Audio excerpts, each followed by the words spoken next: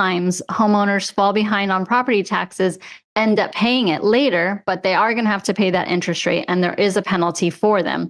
And so that's kind of how you can be a real estate investor, not own any property, and still have double-digit returns on something you do more passively. My guest today has figured out a way to generate double-digit returns through tax lien investing. She's also had a lot of success with short-term notes and will be sharing her secrets with us today. Angela Duncan has been a force in the personal finance, banking, and real estate business for over 25 years. As an owner of a RE/MAX office, her team did over $2 billion in sales. Angela now hosts the top-rated Empower Her Money podcast, where she proves that it's never too late to rewrite your financial history. Angela, welcome to the show. Brian, thank you so much for having me today. Do you mind sharing with us just how you got started investing in real estate? I'm a survivor of poverty. And what that means is I grew up in Section 8 housing and welfare. And so this thing that we call money, I didn't really know what that was. You know, when you're a child and you're not taught about money, I was a very curious person and I could pay attention to my surroundings. And I noticed that people seem to have money. And so I wanted to go on this journey to kind of learn more about how to create real wealth and real income for myself. And I just happened to stumble upon real estate early enough in my career. And I love numbers, and real estate just makes sense to me. And there's so much that you can study about real estate and so many different areas you can invest. I knew I just needed to be a student. And so that's kind of how my journey started. So how did that journey then take you to tax lien investing? Like, did you start with that, or did you start with single family homes? How did you actually take that leap from learning about real estate investing to actually doing it? I started with single family homes and I really got tired of being a landlord. You know, I love helping people. I love helping people find homes, but getting a call on Thanksgiving because someone's toilet is not working is definitely not the way I want to spend my holidays. So I started to do some research about what other things I could be doing in real estate. And I came across a book. I believe it was called The 16% Solution. And it really intrigued me again, because I'm a numbers person. So if you write a book and put a number on it, I'm going to want to read it. And I started to learn about tax lien investing and how you can still make great double-digit returns, but not have to be the landlord of the property most instances. Fill us in, for our listeners who aren't familiar with that concept, give us the 101 on tax lien investing. So I live in Florida, so I'm going to tell you what Florida does. It can be different from state to state, but if you own a property, whether it's a home, a condo, townhome, it could be a commercial property, you have to pay property taxes. Now, the government uses that money to pay for teachers and pave roads, so they absolutely need that money from you as the homeowner. And what happens if you don't pay your property taxes? Well, the government still needs their money, so they look to us. We are investors and we buy that tax lien. It means that you still owe the property, you still own the property, you still owe taxes on the property, but the government is selling it to us so that we can help fund their budget. And in return, they're paying us an interest rate, which is stated upfront. Here in Florida, we can earn up to 18% for giving the government our money in order for them to pay for their budget while we're waiting for the homeowner to then pay the property taxes back. And there's lots of reasons. A homeowner might not pay their taxes. Maybe they had some medical concerns or some medical bills, or maybe someone lost a job. Most times homeowners fall behind on property taxes, end up paying it later, but they are going to have to pay that interest rate and there is a penalty for them.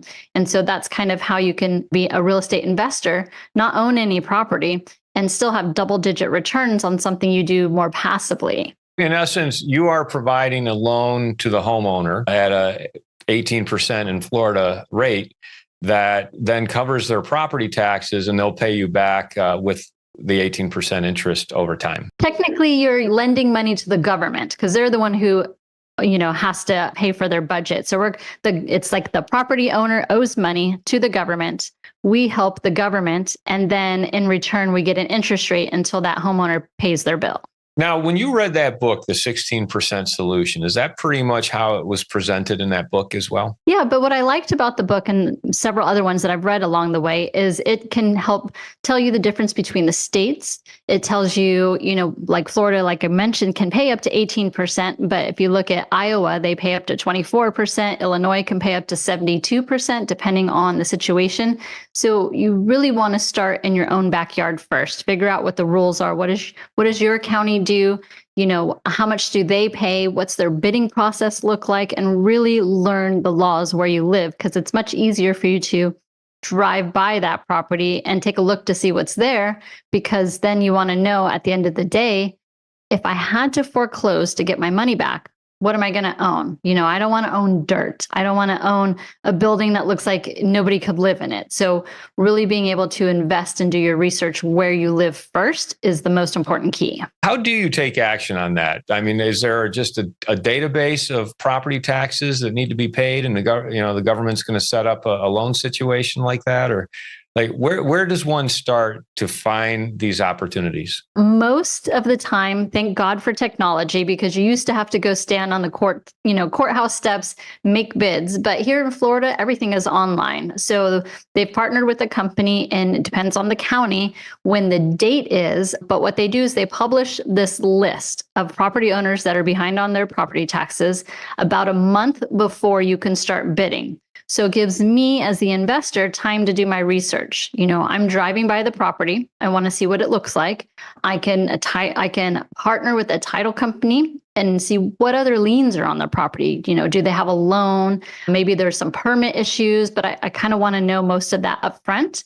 And then when the date comes that we can do our online auction, then I'm on my computer and I'm making the bids for the ones that I want to own as far as the tax liens are concerned. And so it's great that we have technology, because we can do a lot of research online, but we also do the bidding online. So you don't even have to leave your home to become a real estate investor. Is it that easy? I mean, where are the complications? How would someone like myself, who gets easily confused, be able to navigate this system? Yeah, I mean, it is easy from the perspective of once you know kind of what you're doing, right? You're going by those properties and you're doing your own research, and you can invest in a tax lien for $500, on a smaller property. So the barrier to entry is really low. Where you can get into some problems is not understanding the foreclosure laws. Here in Florida, it's 2 years before I can foreclose. That means if I buy a tax lien today and they don't end up paying, the property owner doesn't pay for the taxes, my money is going to sit there for 2 years. And while I am accumulating interest, it's not going to be paid to me until at which time either we foreclose or the property owner pays their taxes back. So you could be sitting on your money for a little bit. So that you have to understand going into it, that it's not something that's going to pay you back immediately. There could be a process, but different states vary. You can go to Alabama and it's a 6-month hold versus a 2-year hold. It really is, you need to learn the laws in which you live or where you're investing first, so that you can understand how long your money might be tied up for. And if you're going to have to foreclose, you've got some additional costs and you become a property owner at the end of the day if you have to take that route. Take us through like the best situation where you buy a tax lien, it pays, and then they pay you off. How many times does that happen, and what does that look like? When I do my research and I find a home that's owned by someone that's living in it, so say it's their primary home, or is their only home that they own, about 75% of the time, those homeowners are going to pay their taxes. They have, something financially that came up that they're just not able to pay their property taxes on time. So that's the best situation, because for me, I'm, buying that tax lien with that 18% interest rate, and it might just sit there for a year. And then the property owner can come back, pay what they owe, and hopefully their financial situation's approved so that they can just pay that lien off. That's the best case scenario. And that's what happens most of the time when the properties I'm doing research on. Where we run into some trouble is, say, for example, there's a condo, and if they're not paying their property taxes, they're probably not paying their HOA dues as well. So you've got to be careful, because if you don't know the HOA laws, then you could potentially be last in line to get paid. Now, you still get paid, but the process could be a little bit more difficult. So I'm looking for best case scenario so that I can get in, buy the tax lien, and get my interest income back, hopefully within a year, and not have to foreclose and own a property. When someone does go in a tax lien, when the tax lien is sold, how much time has elapsed between when they owed that tax to when the government actually sells that tax lien? Yep. So it's going to vary again from county to county and state to state. In Florida, it's 12 months. So if you have not paid your property taxes in 12 months, then that tax lien goes up for sale. And then 2 years later, we can foreclose. So it could be a 3-year time frame that a property owner is sitting on their property and not paying property taxes. That's why I say you want to make sure you know the laws within your own state. I understand that. So going into this investment, I know my money might be tied up for a couple of years. That's the worst case scenario. But I also know that I will be paid back because the government essentially issues you a promissory note saying, we're paying you back your investment plus interest. We just don't always know when that's going to happen. Are you saying that it's guaranteed, like the government is guaranteeing that you will get paid back, or are they guaranteeing that you can go through foreclosure if you have to and take the property if necessary? I never use the word guaranteed because to me, the only thing that's guaranteed is death, right? But it is. The government is telling you we need money, we need to fund our budget. In return, we're going to pay you your money back plus the interest. Now, if something happens and all of the governments go bankrupt, yeah, you could probably kiss your money goodbye, right? But for the most part, the government is telling you they're paying their money back. They just can't use the word guaranteed. Take us through the foreclosure scenario. Like, give us a real example of how you've actually gone through that process. So if we've reached the end of the time and the property owner still hasn't paid their taxes, we start with the attorney and we go through the foreclosure process. Now, tax liens are first in line. So that means if the property owner has any other issues, permit issues, other liens, a loan, they come second. So what happens in that foreclosure process is the attorney has to notify everybody else that we are foreclosing and taking over title. So they have to make that notification. And then what happens is if the property owner has a loan on that property, that lender now is going to go chase after the homeowner because, well, we get first in line. We took the property. I'm sorry, loan, but you don't get your money back. That's the great thing about the foreclosure process is that taxes do come first.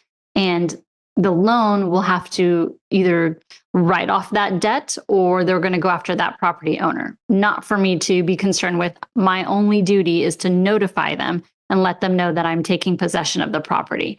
So that's kind of the foreclosure process here in Florida. Have you ever taken a property back in foreclosure, like trumped all the other loans or liens on the property and then taken it through the foreclosure process and ended up with the property? From my personal portfolio, no, but I do have a fund that we raise money for, and that portfolio has done that. And when they do the foreclosure, we are immediately finding an investor for it because we don't want to fix properties. We don't want to rent properties.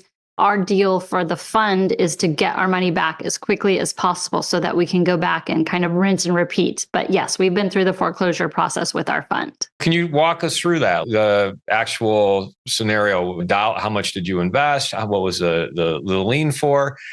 How much were you able to sell it when you did take it through the process? So the fund's been around for about 5 years. So it's done this process quite a few times. And when we have to do the foreclosure process, we're getting around 90% return because not only do we have the property that we can flip, but there's equity typically in the property as well. So it is more profitable for us to do the foreclosure and then to turn around and sell the property than just to get the payment for the interest. But it does take longer. So again, the fund itself, we're over multiple states and each state is going to vary, but the process itself is always, intensive with an attorney, making sure we do everything correctly so that when we sell that property, the title is ready to go for that next person. When you're buying these liens, what's the value of the underlying property typically? Like, what's your niche? We like single family homes. It's a lot easier and there's usually less other liens that are potential. Like we talked about the condo or anything with an HOA could have some additional just people we have to notify if we did the foreclosure. So the single family homes and the primary homes has kind of been the niche for just the getting the interest back on the tax lien. When it comes to flipping properties or, foreclosing on them, then it really depends. We're not looking at like the $1 million+ type homes. We want to be in the average market where we know if we had to foreclose, we've got some buyers on the other side. So that's kind of the market piece of where the fund goes. But if an interesting fact, so that someone who might be thinking about getting into tax lien investing, about 80% of the country's tax liens go to funds. So know that you are having some competition out there. Again, it just gets into getting to know your market and seeing what other people are buying in the market, and then maybe focusing on a less popular area, because even though some of the big funds might want to not be in certain areas, you're still going to get your money back from the government. You're still going to get that interest rate, and less competition. It could be in your favor too.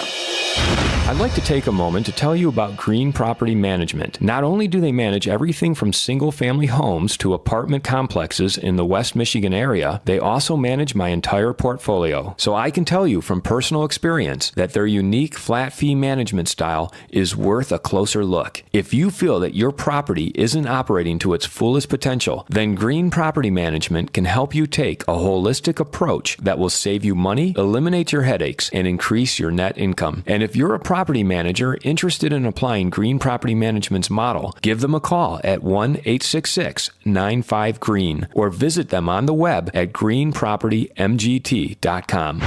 If you're thinking of leaving your W-2 job and becoming a full-time real estate investor, one of the greatest costs you must consider is healthcare for you and your family. When I made this transition myself, I found the whole healthcare insurance process to be confusing and frustrating. That's why I'm glad I met Chad Creasy at RCB and Associates. Chad is a professional health insurance agent who helps real estate investors and small business owners understand and choose their best healthcare options. And best of all, his services are covered by the insurance company and won't cost you a dime. If you live in Michigan and are expecting a change in your healthcare insurance coverage for any reason, or losing employer coverage or transitioning into Medicare, then you owe it to yourself to contact Chad Creasy at rcbassociatesllc.com. Is it the funds that are buying these because you have to pay all cash? Like you can't really finance buying a tax lien, can you? Correct. Yeah, you're coming in there and you're either writing a check or giving your checking account information to buy the lien. But yeah, you're coming in cash. That's not something you can finance. The underlying values, are you in the 100,000 range, 50,000 range? I mean, $200,000 range on these houses? Where are you? It depends on which market we're in. So the fund itself, we're in several states. Florida is probably one of the more expensive states. So if you take the average home price in that area, we're about around that or maybe a little bit lower. But for the most part, we're looking at the average. We're not going in the super luxury or the high end market. We want to be in the average price range for that specific area. Again, so that we're making sure that we're in an area where we're going to be able to sell the property pretty quickly if we had to foreclose. I'd imagine average range is going to be in the $250,000 to $400,000 range for the underlying value. So what I'm getting at is if you buy the tax lien and you trump everything else, including the mortgage that's on the single family home or any other sort of lien, you trump it because you are the tax lien, then you could take back through foreclosure a $400,000 home for, I don't know, maybe $10,000, $20,000 in tax liens. Absolutely. So yeah, that's where the equity play comes into place. If we have to foreclose, you can make a lot more money if you go and hold it and go through that foreclosure process. But just know your money's going to be tied up and you're going to have more expenses to go through that process versus just buying the tax lien. Because you're paying the attorneys and all the costs of taking it through foreclosure. So what does that usually run to go through the foreclosure process? How much more money are you putting into that? Yeah, you're going to set aside at least about a $5,000 retainer fee for that attorney, depending on how many people we have to notify just to go through that foreclosure process. I know you're primarily in Florida, but it sounds like you're also buying in other states. Are there any states you avoid because they're just so onerous in dealing with this type of thing? So some of the states you're not buying a tax lien. The government actually does like a foreclosure process and you're buying the deed to the property. And unless you're doing really good research up front, which means more fees up front, then you might be investing more money up front to not buy something. So we like the tax lien states a little bit more. Some of the states we're not currently investing in is like Hawaii, Alaska. We're not down the West Coast, so California, Oregon, Washington, and we're not much up in the Northeast, so like Maine, Connecticut, New Hampshire, New York. And it's just because we also make sure we have boots on the ground looking at the properties before we make bids. And this is just, our team is in the Southeast region. What else should I be asking you about this strategy that I haven't asked you yet? So if tax lien investing sounds interesting to you, making sure you're doing your research and really educating yourself on the area that you want to invest in, But if you're looking for double-digit returns, there are several funds, including ours, that tell you how much we're going to pay you. So we kind of have an idea of how much we make within the fund. And when clients come to us, we tell them up front what we're going to pay them for the money that they're giving us to go out and do what we do. So just do your research on the funds too, because it could be a great opportunity for you to have passive double-digit income without having to go through the whole process if you don't want to do the process yourself in the tax lien investing. You're also doing short-term notes as well. Yes, our fund, we have a second fund that does more of a debt fund, which just means our clients are lenders and not investors. But we're in a very difficult market right now. Interest rates are higher. Banks have not wanted to loan as much as they have in the past. We have no idea what's going to happen. We thought we're going to have interest rate deductions this year, but that didn't happen. I'm not sure if it actually will. We're in a presidential election. So the market doesn't like uncertainty. So when that happens, you look for opportunities. And that's kind of where the short-term debt is coming in, because we don't want to be tied in long-term. So we're helping more of the short-term debt market so that we can get through this cycle.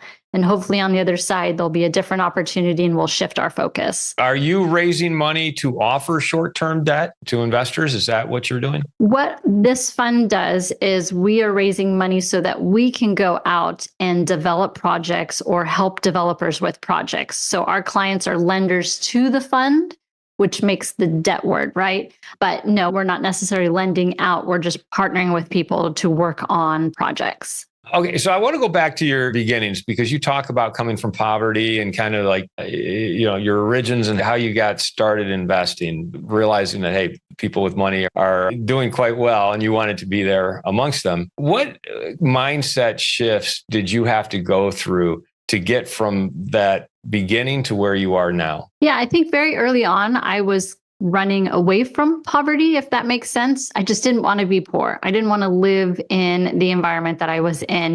My first house that I bought, Domino's Pizza would not deliver to at nighttime. I didn't know about real estate investing and I made a lot of mistakes, and I still have made mistakes.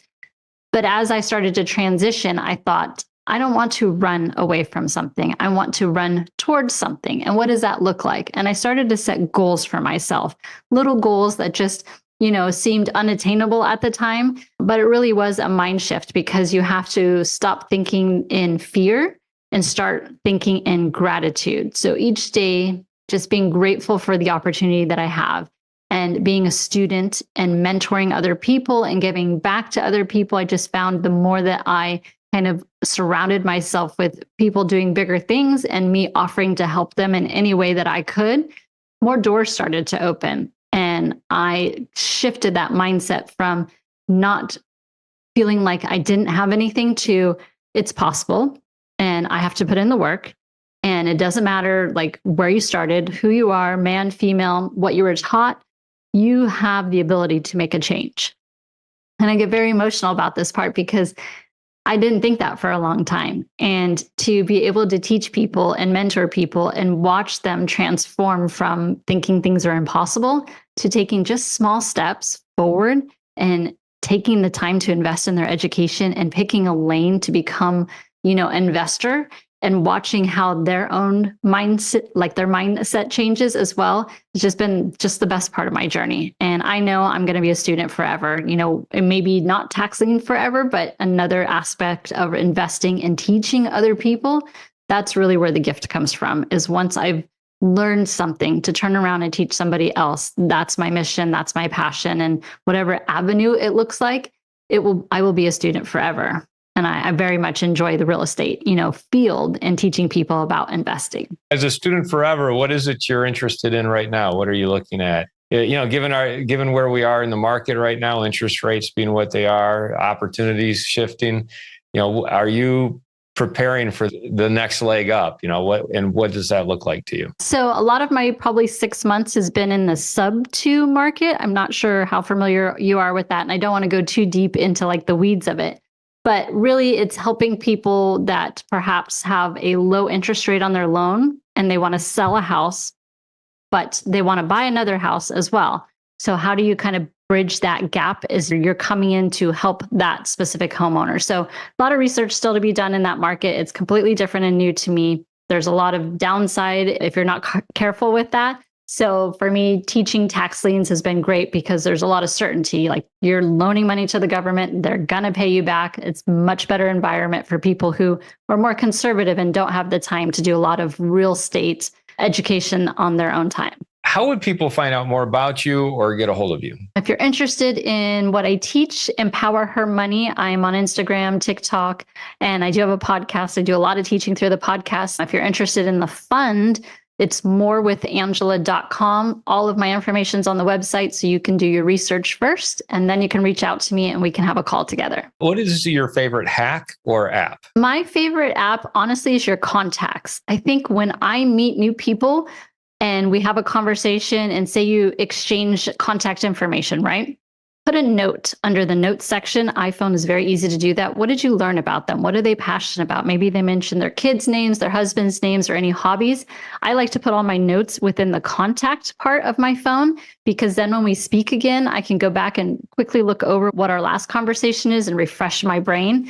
And when you make that kind of connection with someone, they're more willing to hear what you can help them with than if you just saw them again walking down the street. So utilize that contact information and put some notes in there about the person that you just met. And you put those directly in the contact app, not in the notes app, but in the contact itself where the phone number is and everything. Yes. And if you share that contact, your notes don't go with your share. So it's not like you're going to expose what you put some information about someone in your phone. It's not going with them when you share that contact. And you're on an iPhone? Yes. All right. Well, Angela, it's been a real pleasure talking with you. And thanks for sharing information on tax lien investing. I mean, it's a powerful way to invest. And, at the end of the day, it's not quite guaranteed, but it does seem like you're protected substantially because tax liens trump all other liens, including the first mortgage. So thank you for coming on the show today and discussing it with us. It's been a real pleasure. Thank you, Brian. Thank you for listening to Empower Her Money podcast. I am grateful for you. Please make sure to leave us a 5-star review, like this podcast, share it, subscribe, and let's keep teaching others how to take control and be empowered with their finances.